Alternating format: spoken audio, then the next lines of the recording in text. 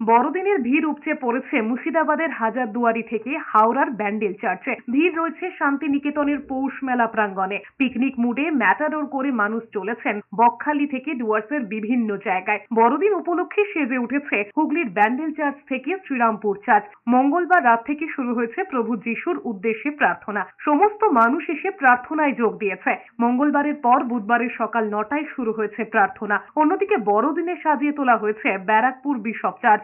জাতি ধর্ম নির্বিশেষে সমস্ত স্তরের মানুষ অংশগ্রহণ করেছেন। সোমবার সকাল থেকে Baharampur Saint John's church, Catholic church ও রোমান চার্চে যিশু খ্রিস্টের উদ্দেশ্যে আরাধনা করেছেন সাধারণ মানুষ। যিশুর উদ্দেশ্যে বিভিন্ন গান বাদ্যযন্ত্র সহযোগে সমবেত কণ্ঠে গাওয়া হয়েছে চার্চে। আরাধনা শেষে ভক্তদের নিয়ে কেক খাওয়া ও মুখ মিষ্টিও করতে দেখা গিয়েছে।